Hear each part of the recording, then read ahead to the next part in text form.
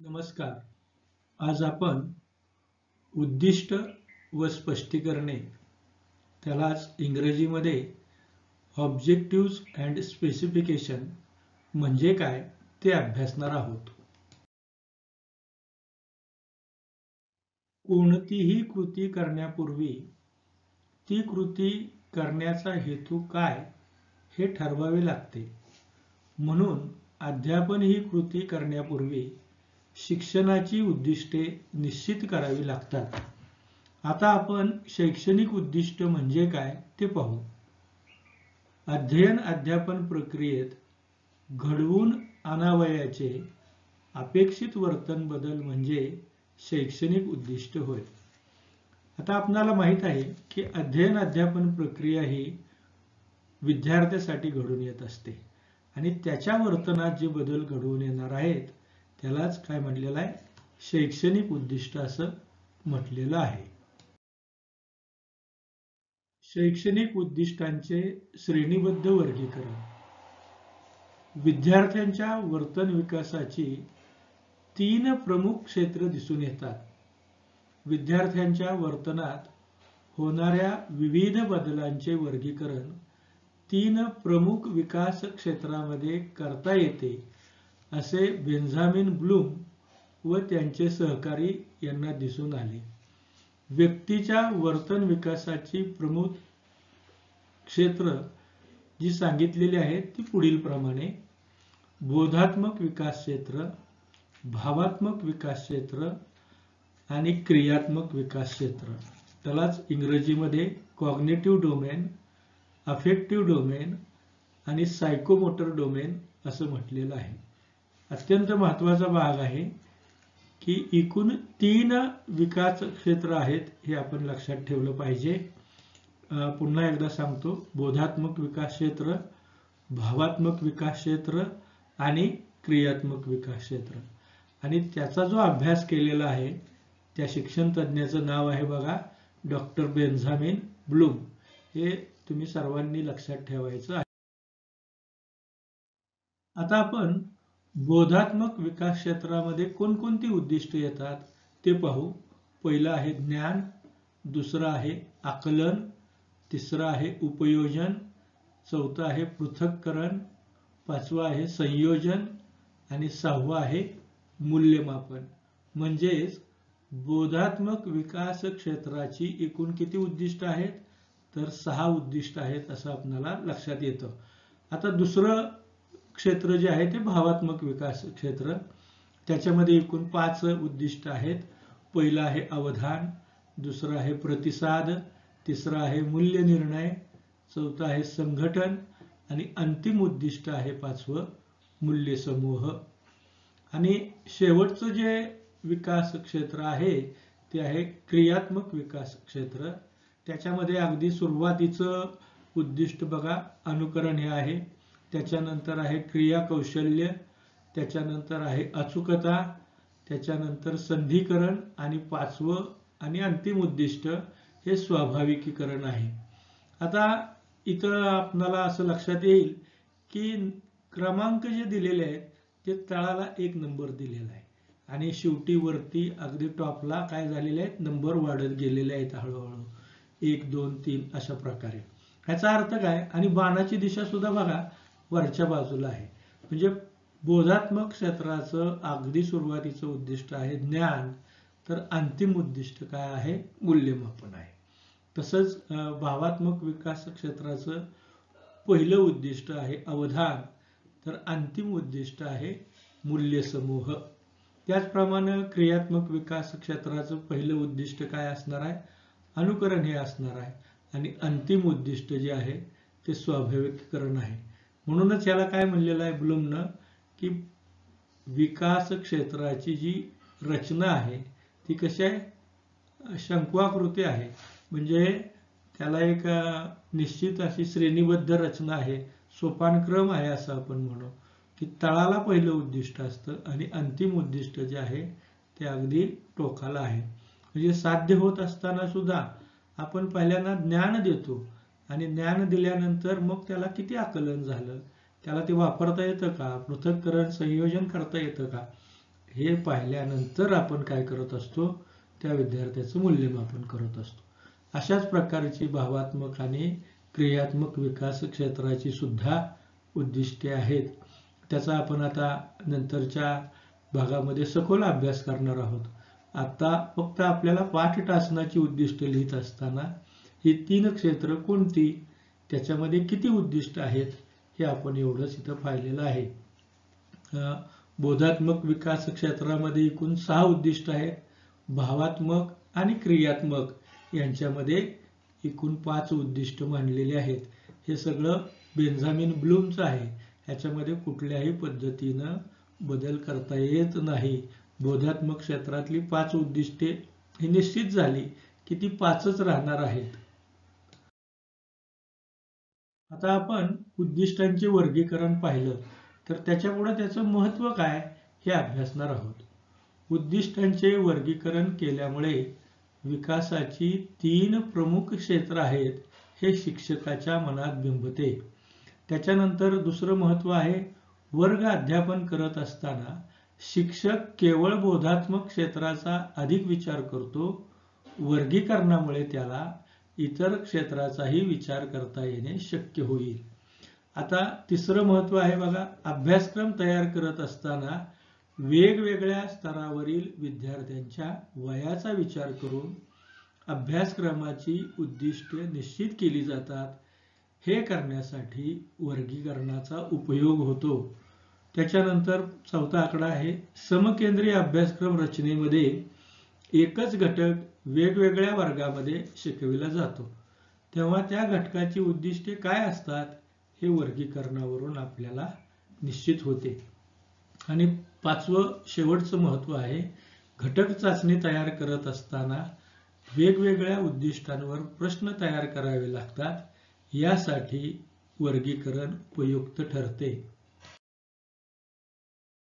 यापूर्वीच्या स्लाइड्समध्ये आपण उद्दिष्ट त्याचे वर्गीकरण पाहिलेले आहे. आता त्याच्या उद्दिष्टांची स्पष्टीकरणे म्हणजे काय त्याचा अर्थ आता आपण अभ्यासू. शिक्षक वर्ग अध्यापन करत असताना विशिष्ट अध्यापनाची उद्दिष्टे समोर ठेवून अध्यापन करत असतो. उद्दिष्ट साध्य करण्यासाठी योग्य अध्ययन अनुभवाची निवड करतो. निवडलेल्या अध्ययन अनुभव विद्यार्थ्यापर्यंत कितपत पोचले हे पाहण्यासाठी तो उद्दिष्ट मांडतो. ही मांडलेली उद्दिष्टे विद्यार्थ्यांच्या वर्तन बदलात लिहिलेली असतात. यालाच उद्दिष्टांचे स्पष्टीकरण असे म्हणतात. पुन्हा एकदा लक्षात घ्या, मांडलेल्या उद्दिष्टांचे वर्तन बदलात केलेले लेखन यालाच काय म्हटलेलं आहे, उद्दिष्टांचे स्पष्टीकरण असं म्हटलेलं आहे. आता उद्दिष्टांची स्पष्टीकरणे लिहिण्याची रीत आपण पाहू. एकूण 9 त्याच्या पायऱ्या सांगितलेल्या आहेत किंवा घटक सांगितलेले आहेत. पहिला घटक आहे, वर्ग अध्यापनाची उद्दिष्टे लिहित असताना ती एकवचनी असावीत. जसे विद्यार्थी व्याख्या सांगतो, विद्यार्थी सूत्र सांगतो, विद्यार्थी उदाहरणे सोडवितो, अशा पद्धतीनं. दुसरी रीत आहे, वर्ग अध्यापनाची उद्दिष्टे लिहित असताना ती पाठ घटकावर आधारित असावीत. पूर्वज्ञानावर आधारित उद्दिष्टांचे स्पष्टीकरण लिहू नये. बऱ्याच वेळेला आपण काय करतो, पूर्वज्ञान माहीत आहे आणि त्याचे स्पष्टीकरण लिहितो, तर ते अपेक्षित नाही. आपण जो घटक निवडलेला आहे 30-35 मिनिटं शिकवण्यासाठी किंवा 40-45 मिनिटासाठी त्याची उद्दिष्ट आणि स्पष्टीकरण लिहायची आहेत. त्याच्यानंतर तिसरं जे आहे ते वर्गपाठ हा जास्तीत जास्त 40 ते 45 मिनिटाचा असतो आणि तेव्हा उद्दिष्टांचे स्पष्टीकरण लिहिताना सुद्धा कोणत्या क्षेत्रातील उद्दिष्ट साध्य होणार आहेत हे निश्चित करून स्पष्टीकरण लिहावे. त्याच्यानंतर चौथा, उद्दिष्टांचे स्पष्टीकरण लिहित असताना विधानाचे 2 भाग करावेत. पहिल्या भागामध्ये पाठ घटक तर दुसऱ्या भागात विद्यार्थ्यांचे वर्तन परिवर्तन असावे. अत्यंत महत्त्वाचं आहे, नीट लक्ष द्या. विद्यार्थी त्रिकोणाचे विविध कोण प्रकारांनुसार सांगतो. आता यामध्ये काय, कोणाचे प्रकार हा पाठ घटक झाला आणि वर्गीकरणानुसार तो सांगतो, म्हणजे कोणाचे प्रकार सांगतो. हे झालं त्याचं अपेक्षित वर्तन बदल. त्याच्यानंतरचा पुढचा महत्वाचा भाग आहे उद्दिष्ट स्पष्टीकरण लिहित असताना ते क्रियादर्शक व रीती वर्तमान काळात असावे.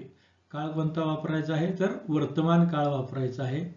विधान अचूक व स्पष्ट शब्दात केलेले असावे. ते विधान होकारार्थी असावे, नकारार्थी विधान वापरायचं नाही. स्पष्टीकरण लिहित असताना अध्ययन अनुभव देता येण्यासारखे स्पष्टीकरण असलं पाहिजे. आणि स्पष्टीकरणात विद्यार्थ्यांच्या एकाच वर्तन बदलाचा समावेश असावा.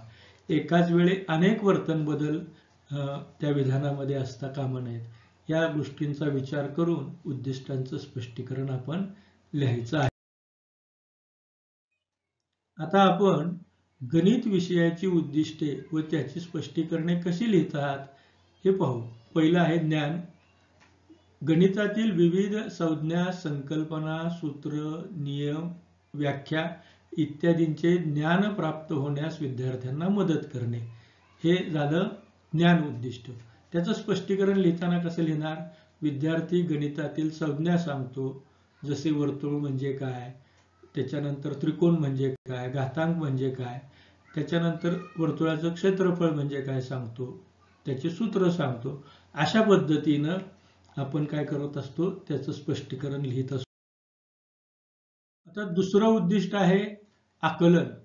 विद्यार्थ्यांना गणितातील संकल्पना, सूत्र, नियम यांचे आकलन होण्यास मदत करणे. पूर्वी बघा ज्ञानामध्ये काय केलेलं आहे, ज्ञान होण्यास मदत करणे. इथं काय झालं, आकलन पुढची पायरी झालेली आहे.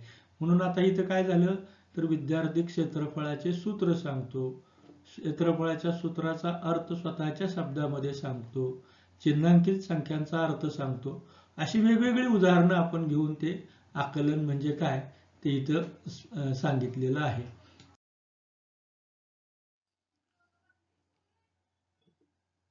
आता तिसरं जे उद्दिष्ट आहे ते उपयोजन. गणितातील सूत्रे व उदाहरण सोडविण्याच्या रीतीचा वापर करून विद्यार्थी काय करतो, उदाहरण सोडविण्यास मदत करणे. हे तिसरं उद्दिष्ट आहे. याचं स्पष्टीकरण लिहिताना